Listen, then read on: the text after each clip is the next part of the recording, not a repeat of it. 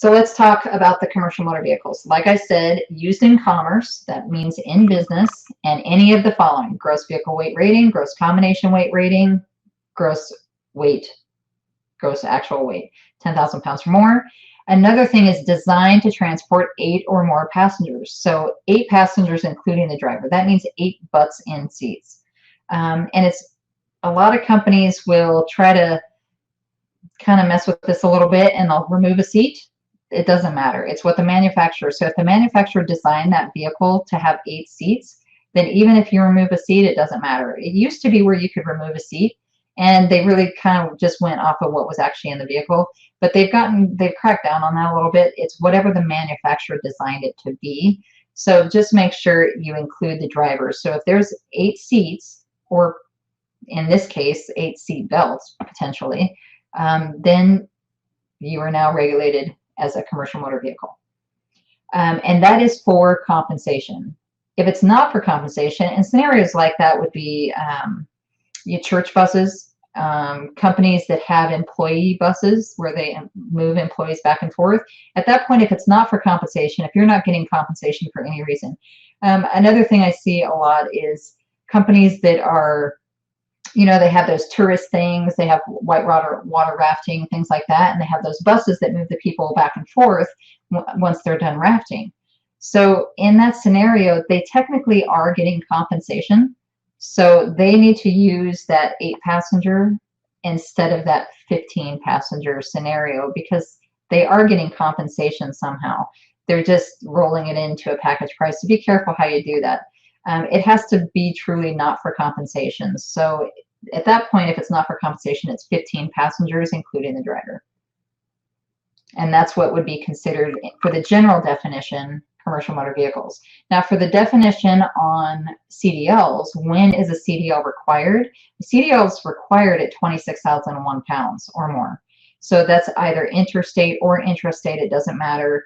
Once it hits 26,000 pounds, that's whenever a CDL is required. Now, like I said earlier, check with your state, because there are a few states. I'm gonna have a slide that shows a couple of the states and what their actual rule is. But check with your state just to ensure that your driver doesn't need maybe a Class E, Class F, Class D license. But here's the different classes. We have Class A, we have Class B, we have a Class C CDL. So the Class A CDL, and a lot of you have probably seen the Class A CDLs. The Class A CDLs is gross combination weight rating of 26,000 pounds or more, 26,001 pounds or more, provided the vehicle being towed is in excess of 10,000 pounds, greater than 10,000 pounds. So what that looks like is, it looks like a tractor trailer. So it's something you actually combine together. So it would be a tractor and a trailer, or it could possibly be a dump truck hauling a backhoe on a trailer. That backhoe on a trailer is probably over 10,000 pounds. So at that point, they would need a Class A CDL.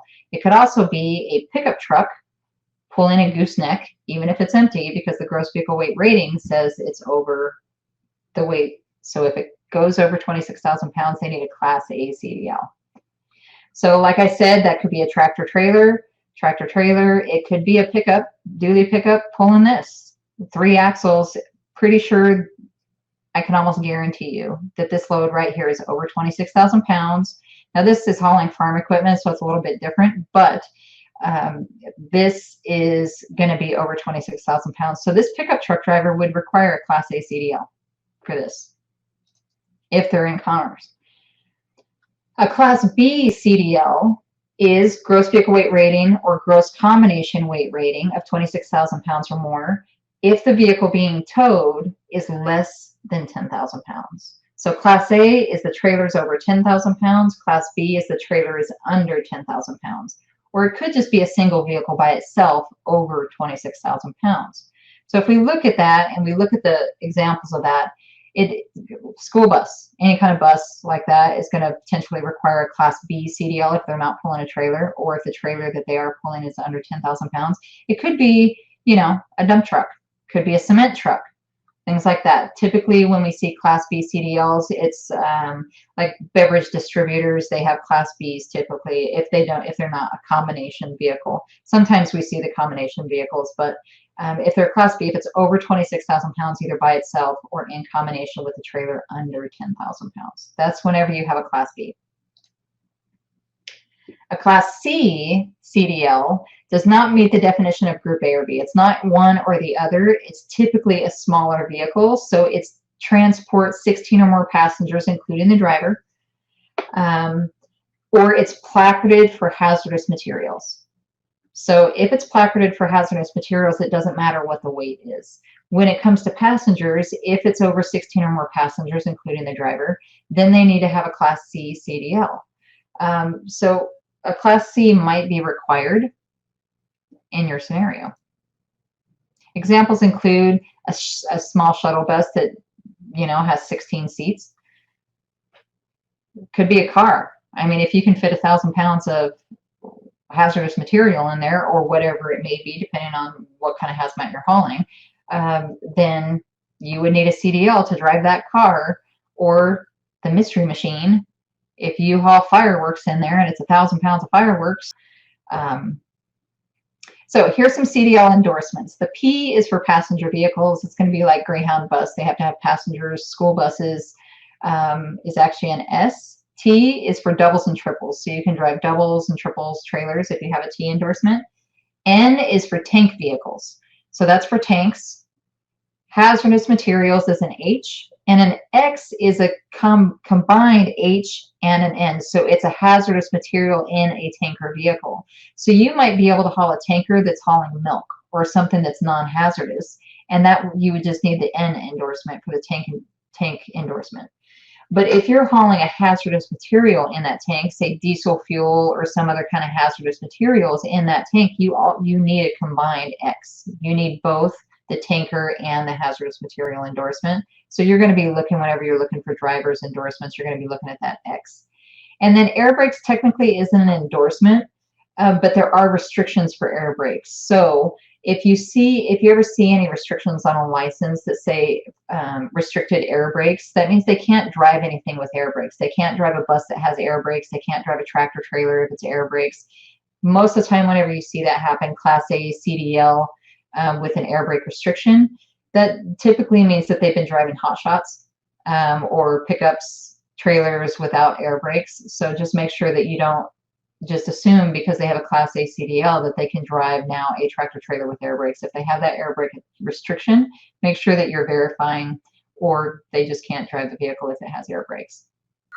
So let's talk about the exemptions. So there are some CDL exemptions for different vehicles. So like military vehicles, you don't have to have a CDL for that.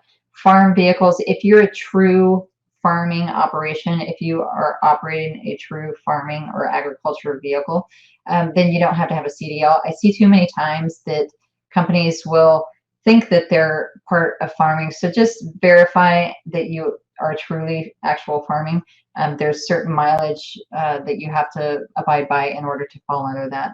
So recreational vehicles, and I have the little star right here by recreational vehicles because just because it's a recreational vehicle does not necessarily mean you do not have to have a CDL. If you're using that RV for business purposes, then technically you're doing it for in commerce. I mean, it's in commerce because you're using it for business purposes. So be careful of that. In most cases, officers aren't going to bother you roadside because all they see is an RV.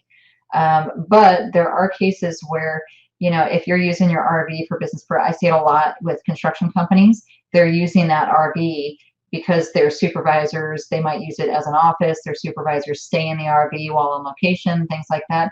Technically, that's in commerce. It's for business purposes. So make sure that you verify with your state whether you have to have that CDL for that RV. But for interstate purposes, it's in commerce. I mean, that particular load is not in commerce, but it's in the furtherance of commerce. So just be careful whenever you think of that. For the most part, RVs, you know, they don't have to have CDLs. So you can have your 80-year-old grandpa riding around in a 40-foot RV traveling across the country, and he doesn't have to have any special training, any CDLs, anything like that. But now you do it for business, and all of a sudden you have to have a CDL. Sometimes it seems a little unfair, but you know, it is what it is. So another thing is emergency vehicles. They don't have to have CDLs, but I actually see firefighters have CDLs quite a bit to operate these, even though they don't have to have them. But there are some restrictions that are placed on their license to say they can only operate government vehicles, things like that. So sometimes you might see that. I do also see a lot of non-commercial, non-CDL Class A licenses. Typically, whenever I see that non-CDL license, but it is a Class A, it is a lot of times for farming or for, firefighters have that, government employees get that, things like that. So be careful to make sure that your license that you're looking at says commercial driver's license or CDL. So different classes, I talked about the different classes. So they're Class D, Class E, and Class F licenses. So Missouri has what's called a Class E. Missouri, any kind of business you do, you have to have that Class E. It's like a chauffeur's license. So back in the day, whenever I first got my CDL was in the 90s. So back then, actually a little bit before that, I think in 1987 maybe is whenever the feds took over.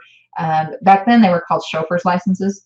So some states like Missouri, New York, New Jersey, South Carolina, Georgia, Louisiana, they've actually kind of reinstated that whole chauffeur's license for that purpose. So whenever you're operating in the state for business purposes, you have to have that type of license if the driver's licensed in that state. So even if you operate in Iowa, but the driver lives in Missouri, the driver still has to have that class of license, even though he might be operating in Iowa. So keep that in mind. So check your state, verify with your state if there's any kind of special licensing that they require for business purposes.